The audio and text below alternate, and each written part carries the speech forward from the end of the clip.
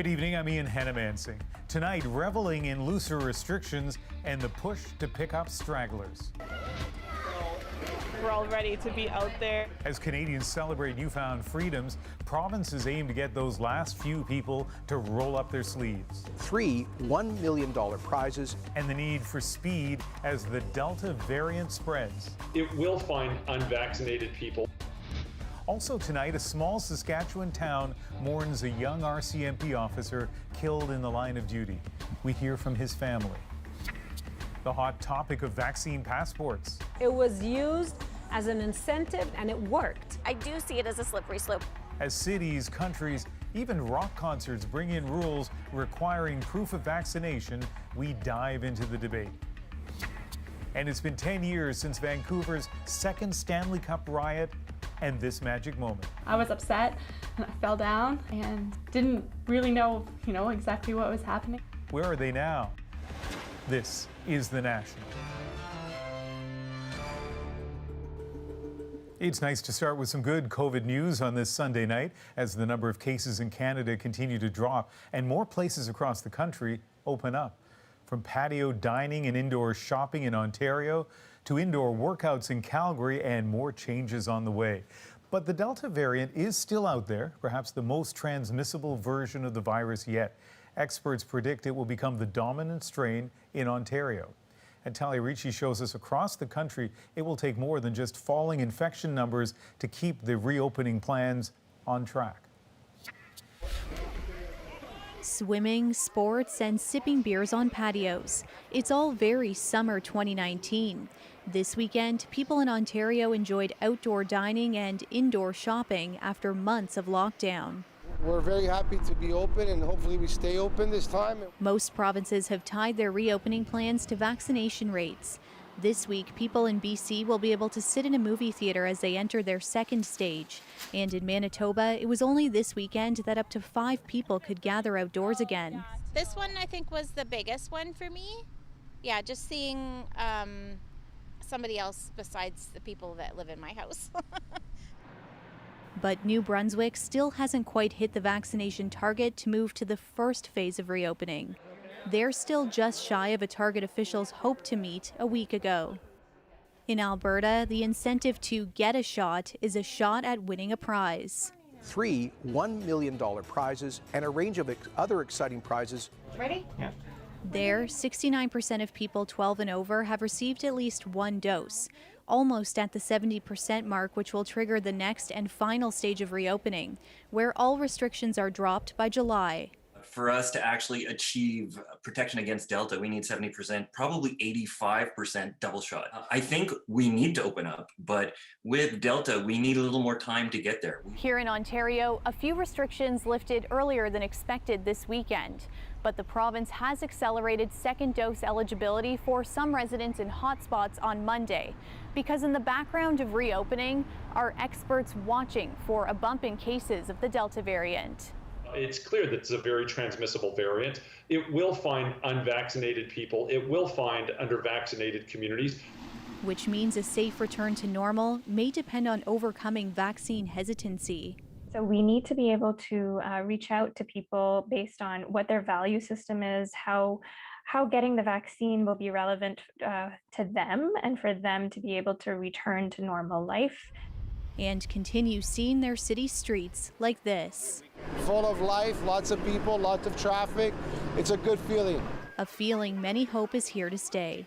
Talia Ricci, CBC News, Toronto.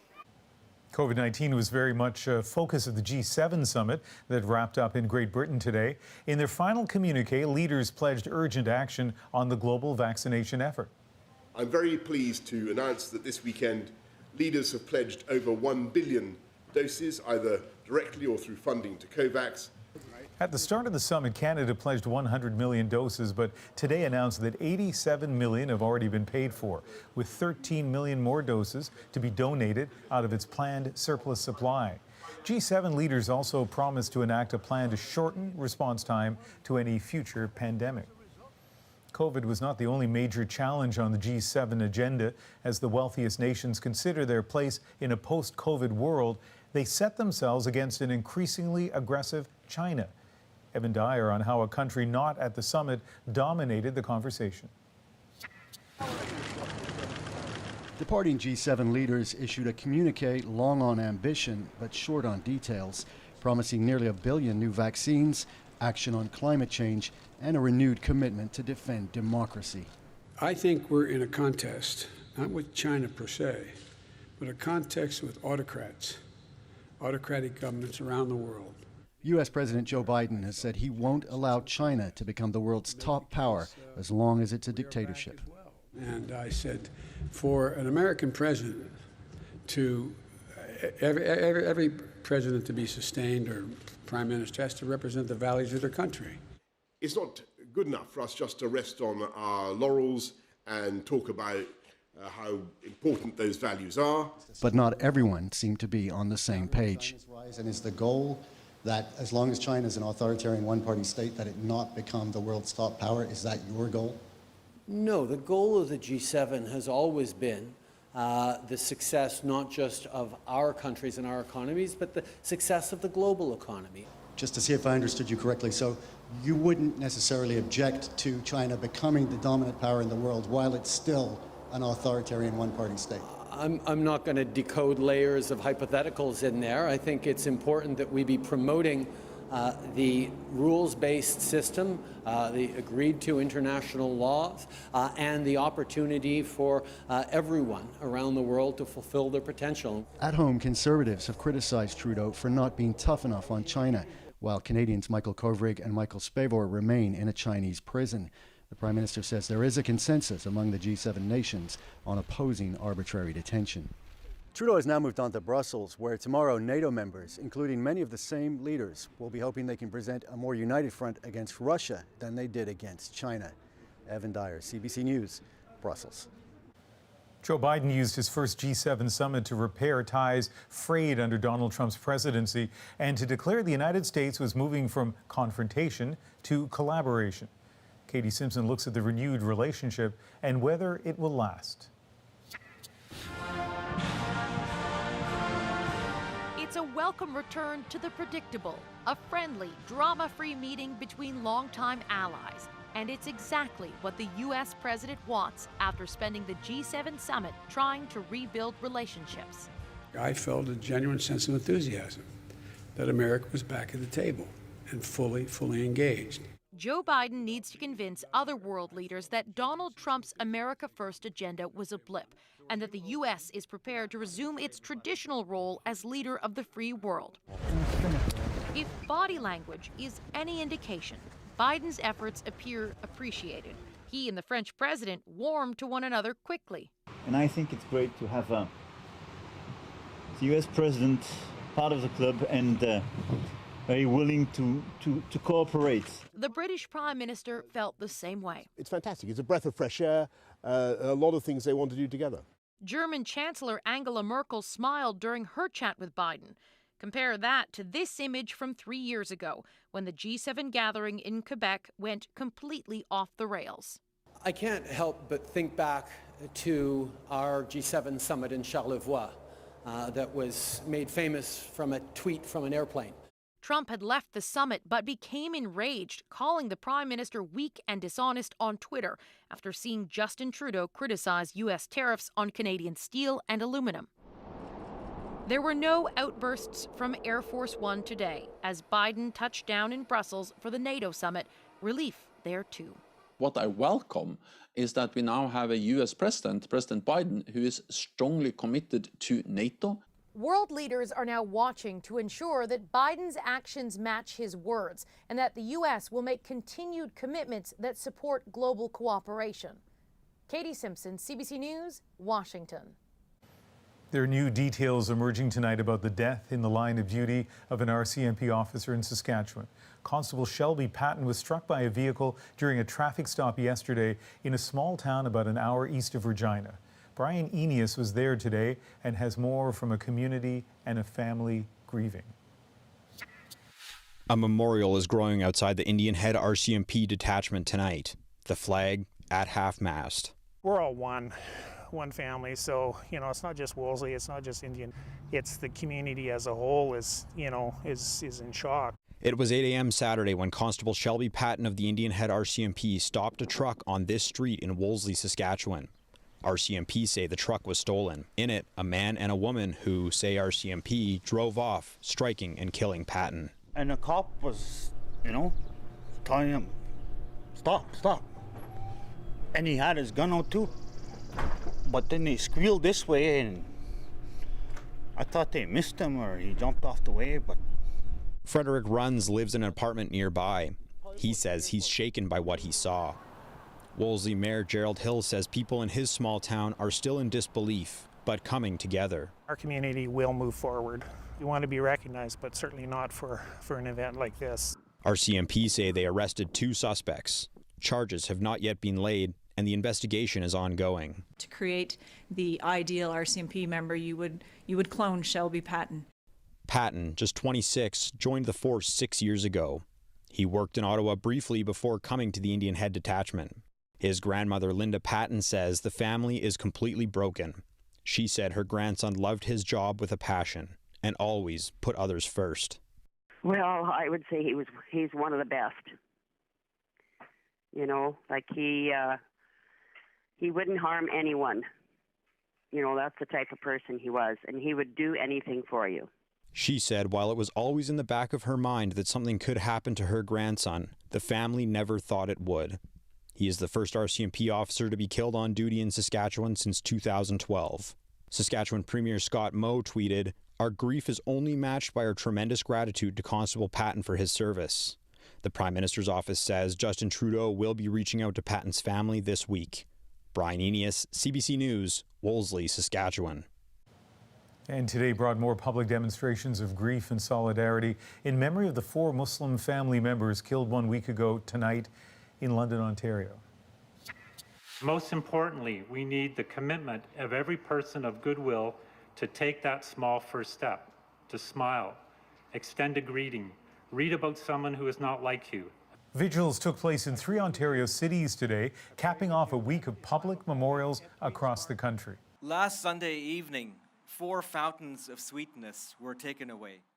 On Saturday, a public funeral was held in London for 15-year-old Yumna Afzal, her mother, Medea Salman, her father, Salman Afzal, and her grandmother, Talat Afzal. There was a huge crowd at the funeral. And in Mississauga, a march, a symbol of just how many people are saddened at the killings, which police say were motivated by religious hate. But the people of those rallies aren't those who need to be reached, as the government promises to lead a fight against Islamophobia. On Friday, MPs committed to holding a summit on fighting anti-Muslim hatred. Rafi Boudjikanian looks at what the battle plan might look like. We can't only address it when it leads to a crime. A week after the deadly attack that took the lives of 4 members of this Muslim family in London, Ontario, the calls to action have not stopped. On Friday, Parliament responded. The House call on the federal government to convene an emergency national action summit on Islamophobia. Accordingly, the motion's carried. Something the community wanted. I want to call for an immediate action, a national action summit on Islamophobia, where leaders come together to take immediate action on dismantling both violent forms of Islamophobia and systemic Islamophobia. So what could that look like? After a deadly rampage through 2 New Zealand mosques in 2019 killed 51, a royal inquiry made dozens of recommendations, including creating a new national security agency and plans for the police to better identify and respond to hate crimes. This Canadian advocate says he wants the same level of commitment here. We cannot allow the situation to keep going. Just not accept. I can't keep meeting families. Canadians can't keep seeing coffins. This needs to change. It's not about my frustration or the Canadian Muslim community's frustration. This is about basic human decency. The federal government has already promised the bill to address online hate is on the way, and back in February it added some far-right groups to a terror list. Ottawa says it will gather more ideas at the summit. What our government is going to do is actually work in partnership with Muslim leadership, make sure it is led by community to ensure that the government is not only responding, but proactive to the needs of the community. Ottawa's committing to holding the summit before the end of summer and says it will send out invitations to all levels of government as well. Rafi Boudjikani on CBC News, Ottawa. Tomorrow, the accused in the London killings will appear in court. Nathaniel Veltman faces 4 counts of first-degree murder and 1 count of attempted murder. Quebec says it will work with the federal government on a plan to help Indigenous communities in the province search the sites of former residential schools. There will be a circle that will be built with different members of the First Nations to consult us, to tell us what should be done and which way it should be done also.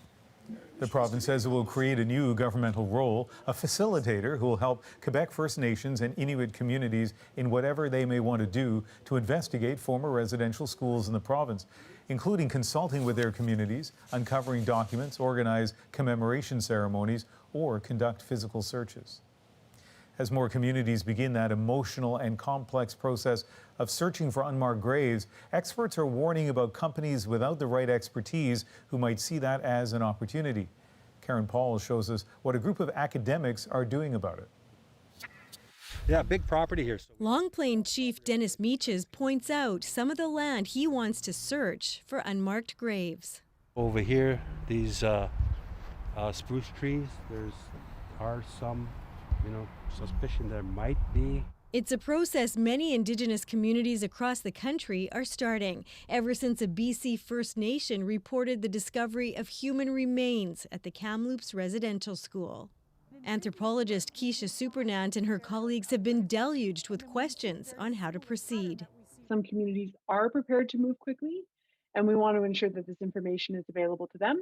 So they've created resources with some of the answers. I'm here to talk about how we use remote sensing technologies to help locate unmarked graves. Supernant warns about those who might see the opportunity in the news. She's heard of communities being approached by companies offering to do surveys of their land.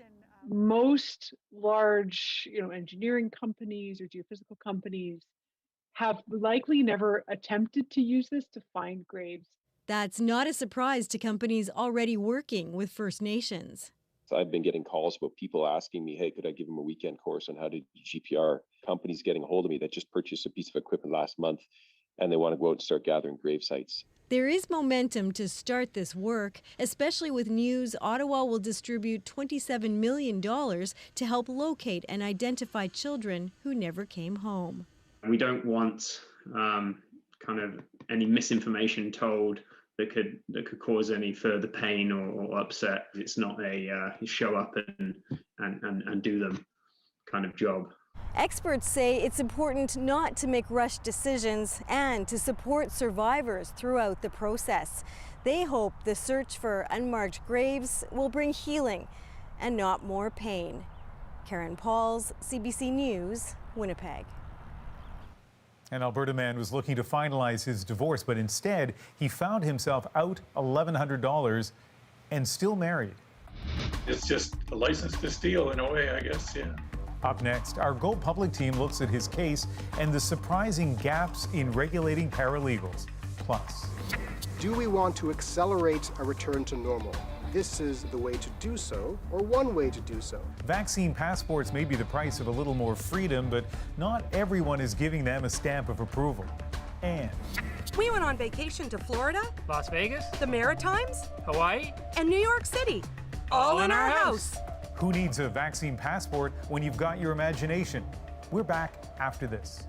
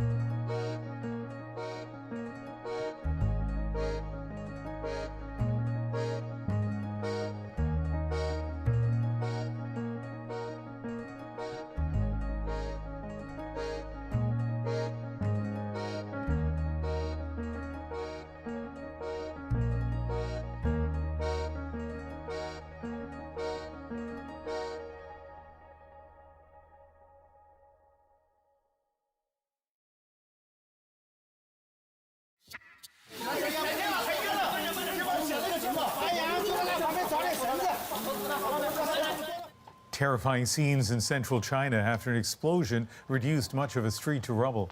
At least 12 people were killed and dozens more were seriously injured. Rescuers rushing to pull survivors from the rubble.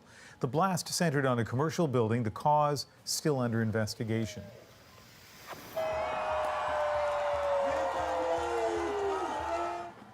In Israel tonight, cheers and celebrations on the news that the tenure of Benjamin Netanyahu, Israel's longest-serving prime minister, has now officially ended. But Margaret Evans also finds doubt as well as concern that the era of bitter divisions over major issues is far from over.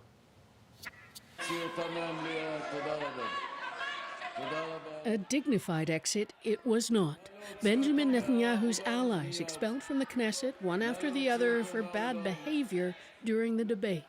The man himself insisting he won't be gone long. We'll be back soon. The incoming Prime Minister, Naftali Bennett, is a particularly hard pill for many Netanyahu supporters to swallow. A former Netanyahu aide, he's seen as betraying his right-wing nationalist base by joining hands with Yair Lapid, the centrist politician behind an extremely broad coalition government, including, for the first time, a Palestinian Arab-Israeli party. They have little in common, says analyst Gail Talshir, beyond their desire to usher Netanyahu out after 12 years in power. It's not just Netanyahu, the person, but the kind of politics that Netanyahu brought with the incitement and the hate speech and the divide and rule between the different groups and sectors in Israeli society. Israel has seen 4 elections over the past 2 years, a reflection of a society not just divided, but fractured into many parts. I don't know somebody better than Netanyahu. You know, anyone will be better than this corrupted man there that destroy Israel for pieces.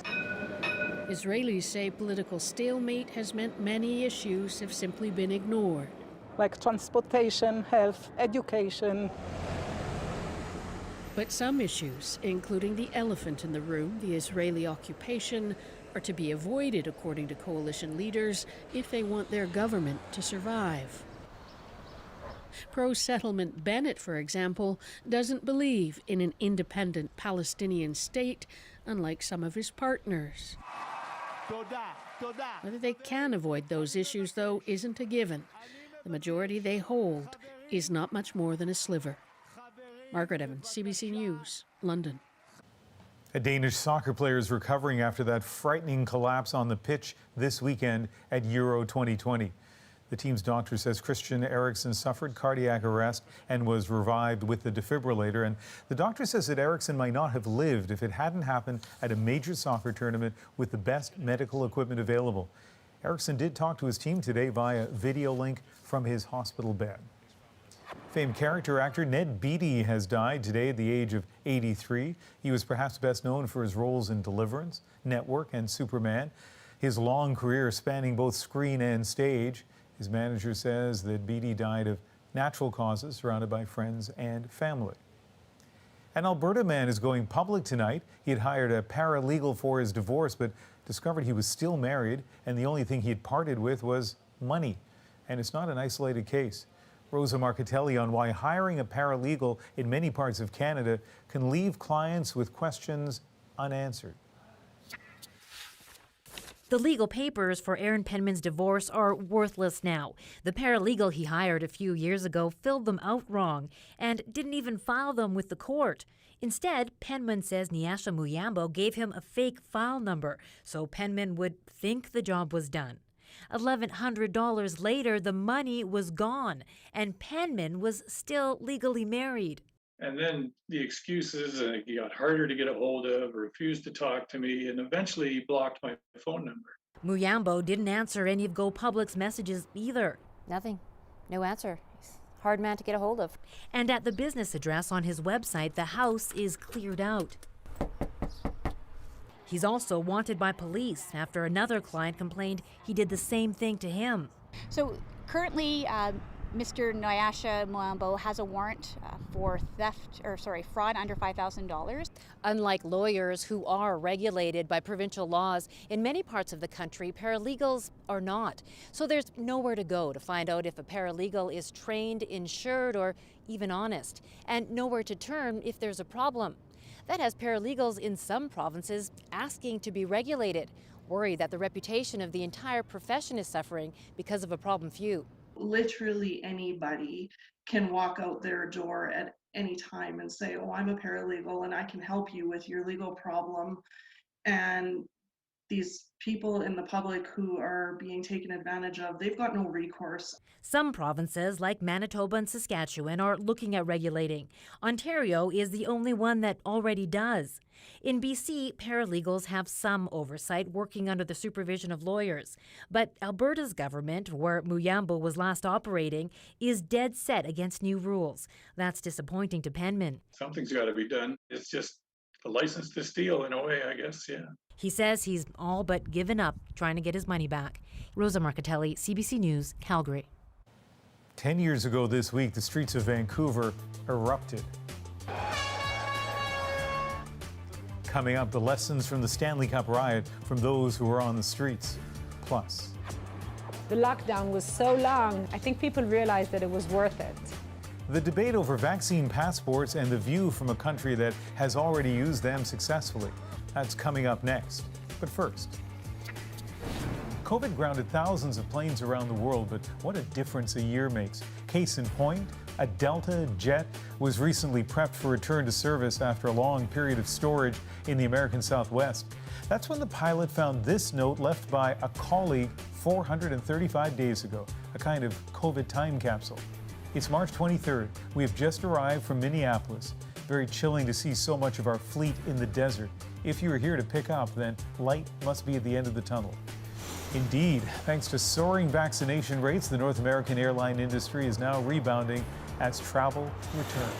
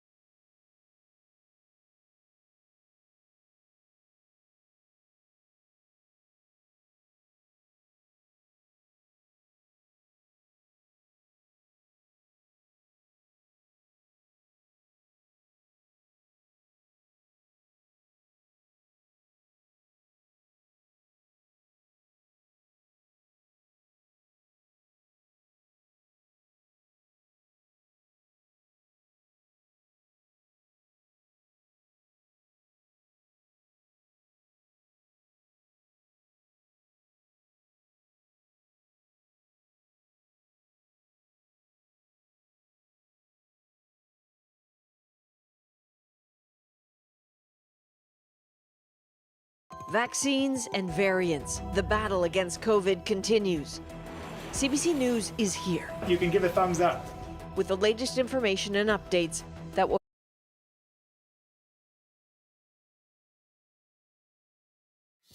This summit was the first gathering of G7 leaders, in fact, the first gathering of pretty much any leaders in almost 2 years.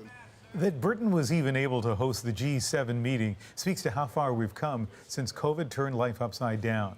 But until the world achieves a high level of vaccinations, travel remains a significant risk for most countries. And until it can resume at full scale, many economies will continue to suffer. Many nations, including Canada, are now debating so-called vaccine passports for travelers from abroad and even within the country.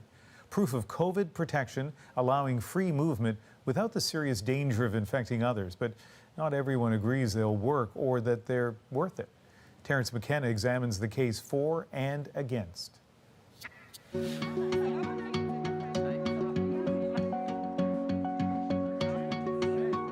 Back in February, Israel launched its version of a vaccine passport called the Green Pass.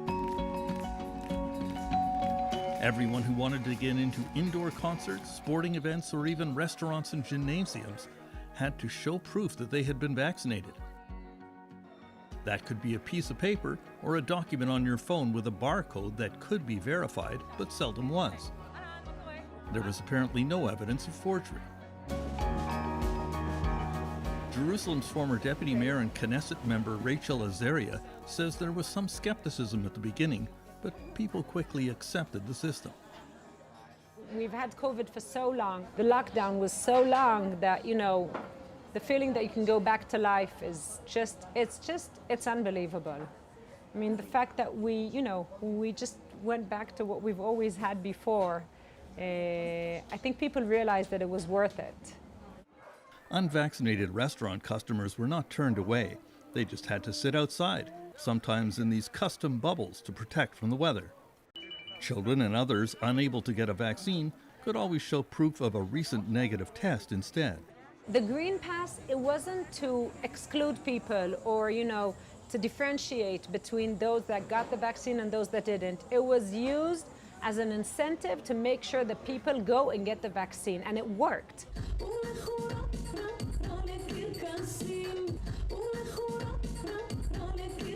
Now Israel has one of the highest vaccination rates in the world, around 60% of the population with both doses. Last week, the country was celebrating Pride Day, and things looked almost back to normal. Canada is considering a similar vaccine plan. What advice would you give? To give people the feeling that they're part of a community and that it's a communal effort. It's not only for yourself.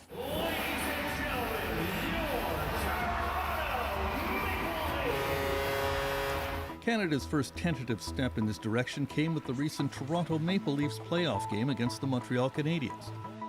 The 450 healthcare workers attending had to be vaccinated to gain entry. The latest public opinion surveys show that Canadians strongly support requiring vaccines to board an aircraft, 79% in favor for international travel. But that support drops considerably when it comes to domestic use of vaccine passports to enter restaurants and other locations, only 55% in favor of that. Vaccine passport supporters, like University of Ottawa epidemiologist Rewak Dionandan, realize they have a hill to climb in convincing Canadians. It's going to make things more difficult in terms of public buy-in and create some more discontentment and division in society, without question. But the bottom line is, do we want to accelerate a return to normal? This is the way to do so, or one way to do so. Again, Israel has shown us how to do this. Other countries have shown us how to do this as well. Israel is also a society that is comfortable with conscripting everyone into military service. That's something that Canadians would probably have different views about. So I think it's a different society. Kara Zweibel is the Fundamental Freedoms Program Director of the Canadian Civil Liberties Association. We are typically a liberal democratic society, and this is a shift to a society where, it's a show me your papers society. And we're much better off encouraging people and educating people who are hesitant about being vaccinated than ostracizing them and socially sorting them in a way that means that they can't be out and participating in social life. So I understand these concerns. I share them to a large extent. Like I'm a non-white immigrant. Like the idea of being stopped and asked for my papers is disconcerting to me. But the difference here is this is temporary and is to grant me access to services, and I can get these papers. Right? Getting it is not a hardship. That's the important part. There is also a concern of sharing private health information and how temporary this would be. I do see it as a slippery slope. I think that, you know, some people have talked about this idea as a temporary idea, something that we would do until we reach, you know, herd immunity. But there is no magic number here. We haven't been told that. No one can tell us when we're going to reach that point, if ever. We are trying to incentivize and encourage vaccination. So we're saying things like, if you vaccinate, you can do all of these wonderful things that society has to offer, like attend a sporting event. And if you don't vaccinate, you got to go through a couple of extra steps, like get a negative swab test. So it's a slight disincentive that has the result of encouraging vaccination, but it doesn't exclude people who haven't been vaccinated. It just requires more of them. Now several Canadian universities, including the University of Toronto, Western University, and Fanshawe College in London, Ontario, have decided to require proof of vaccine for any student who intends to enter residence for the fall term. Fanshawe's Vice President of Student Services, Michelle Baudouin. If we don't have a vaccine program, then we won't be able to open the common areas. Students will be restricted similar to the way they are now. They will be more confined to rooms. They won't be able to go into lounges or open common spaces. Bruce Springsteen is returning to Broadway with his one-man show in July. Only fully vaccinated people will be allowed in. Torres rips one in the air, deep left field. New York State has implemented the Excelsior Pass, which will allow vaccinated people to attend large sporting events and movie theaters. Meanwhile, Governor Ron DeSantis has outlawed vaccine passports in Florida, and many red state governors are moving in the same direction. We followed freedom, and that's the reason why Florida's doing better. At the federal level, President Biden will not issue vaccine passports, but will allow private sector businesses to require them. As people start to travel again, perhaps this summer, if everything goes well, it would make sense for us to align with partners around the world on some sort of proof of vaccination or vaccine certification. In Canada, Prime Minister Trudeau seems in favor of vaccine proof for international travel, but not for domestic use. While his chief science advisor, Mona Nemer, totally supports the idea. The provinces are split. There is no mandatory vaccines and no vaccine passports in Alberta, and nor will there be, a period, full stop. Alberta's Jason Kenney is totally against, along with Bonnie Henry and the BC government, while Nova Scotia's Premier Ian Rankin and the Quebec government are all for it. I don't see why we could not have, as I mentioned earlier, what we call the QR code. Vaccine passports are almost certain to appear in Canada for international travel, but it is anyone's guess how extensive will be their domestic use. Meanwhile, back in Israel, the Green Pass system was suspended on June 1st. With daily case numbers in the teens, it is no longer required there. Terence McKenna, CBC News, Toronto. When we come back, we'll go outside the CBC Vancouver building. The scene where 10 years ago this week, a dark moment in this city's history was captured on hundreds of cell phone cameras. I call it the world's first smartphone riot because everybody had that camera, video camera in their pockets. Up next, looking back at the city's second Stanley Cup riot with those who were on the streets that night. Plus, probably the most famous image captured in that riot. We'll hear from the kissing couple 10 years on.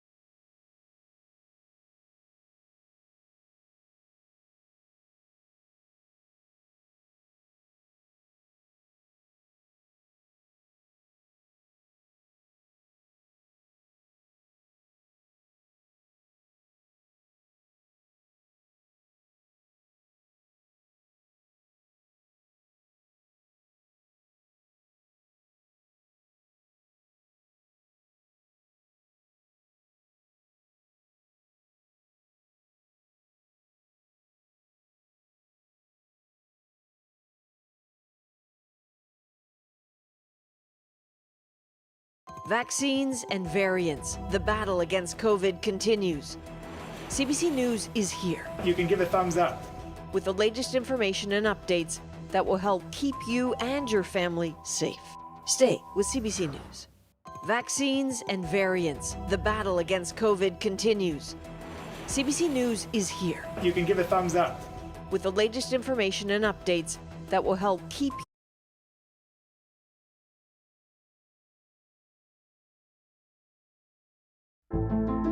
I'm Jamie Poisson, and tomorrow on CBC's daily news podcast, Front Burner, as much of Canada begins easing pandemic restrictions, we look into the Delta variant, a COVID strain that's concerning epidemiologists and popping up all over the country. Subscribe wherever you get your podcasts. The scene just outside our CBC Vancouver studios 10 years ago this week. For the second time in 17 years, the Canucks lost in Game 7 of the Stanley Cup Final. And for the second time, downtown was engulfed in a riot. It is just after 8:30. The game ended about an hour ago, and this is the scene on Georgia Street, about 3 blocks away from Rogers Arena. 10 years later, the block looks a lot different. This evening, we're going to talk to 3 people who were on the streets during the riot. And let's begin with our exclusive interview with the police chief at the time, Jim Chu. In 1994, Chu was a sergeant at the corner of Robson and Thurlow Streets where that riot began. In 2011, he was the chief, and again near the flashpoint. I was about 4 blocks up the street at the edge of the crowd.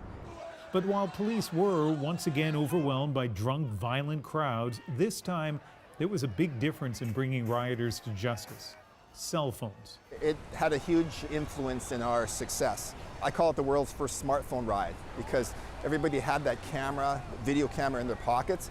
I saw different pictures where a guy was throwing a makeshift Molotov cocktail, and you had 11 people taking his picture.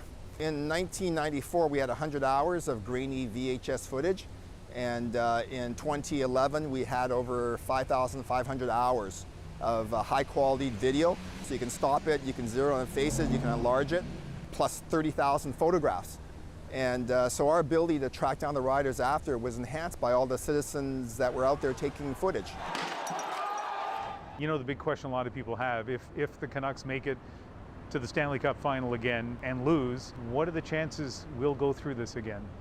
If you asked me that question in 2012, after we had massive amounts of publicity where we identified rioters, where we had public campaigns where riders' pictures were shown through the news media, through posters, I would have said unlikely, because the message got out that if you riot in today's day and age, you'll be caught. But then after watching the Washington, D.C. riots, where again, everybody had cameras and news footage and surveillance video, and people just rioted anyways, it's hard to explain what happens when people get into a crowd mentality.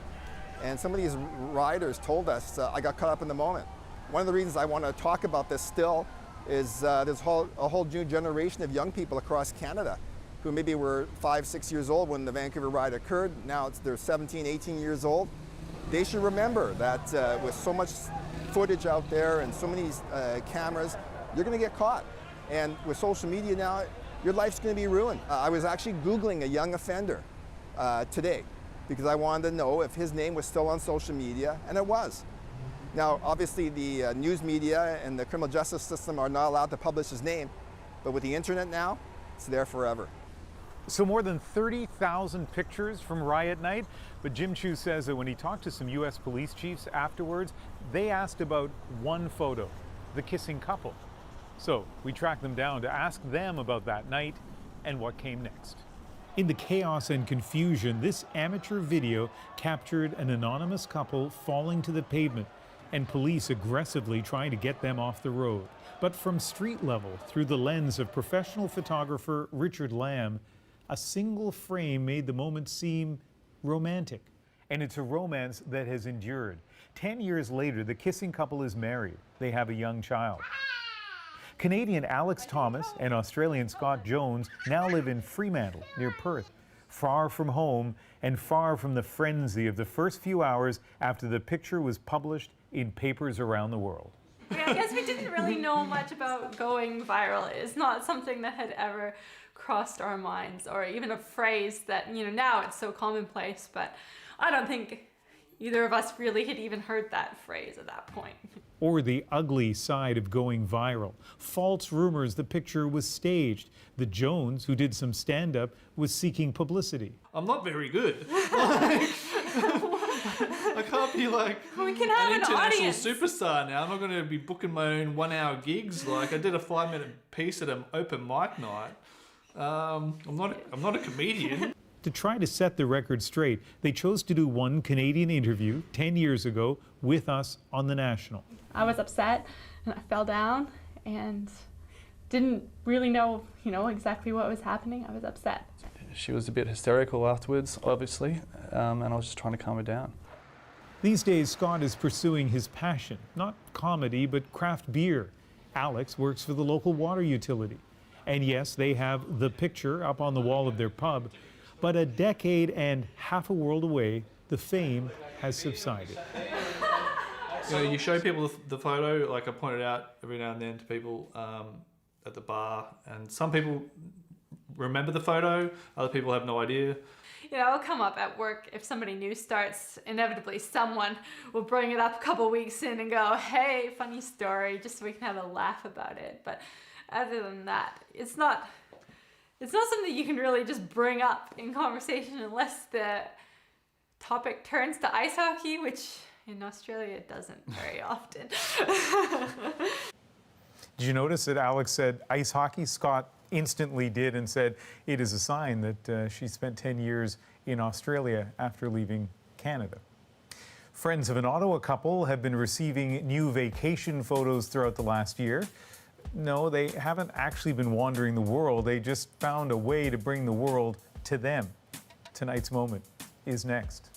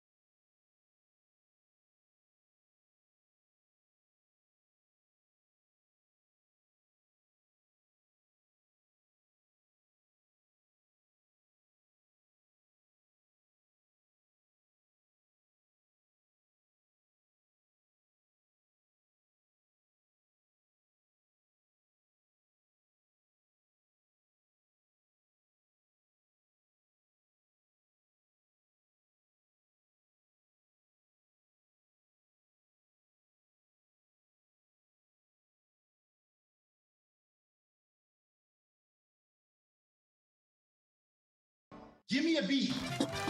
Think you can make your family proud? Yes.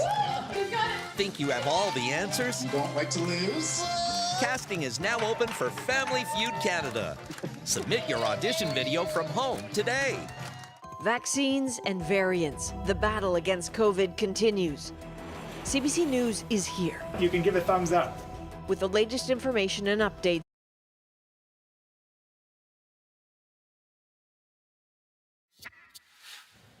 Ottawa couple Ruth and OJ Gallant love to travel.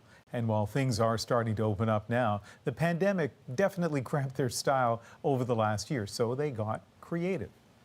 Even in the middle of a lockdown, the Gallants found a way to celebrate some beloved destinations, and their elaborate staycation photo shoots are tonight's moment. Hi, I'm Ruth. Hi, I'm OJ. And we went on vacation to Florida, Las Vegas, the Maritimes, Hawaii, and New York City. All in our house. The Florida beach one was my favorite. We kept it up. We kept it up for a couple of days without taking the scene down. It was great to get up every morning, walk into my living room, sit down in a beach chair, and run my toes and my feet through the sand and close my eyes and just pretend I was on a beach in Florida somewhere. We also did a food drink theme to go with the vacation. So we looked up what drinks were applicable to the vacation we were doing. I've always had the live life to the fullest now attitude, but even more so since the pandemic because nothing is a certainty. It brought our friends and family some laughs, and that I just thought it was a nice thing to share with people. It's a lot cheaper than a real vacation. Yes. Okay, so obviously they are a fun couple, they're a creative couple. I don't know that I'd really want to have sand in my living room, even if it's supposed to replicate a beautiful beach. I think I'd be too tense. And by the way, our producer Matt said their pictures from Vegas were just maybe a little too risque to show. So I guess what happens in your Vegas living room stays in your Vegas living room. That's the National for June 13th. Good night.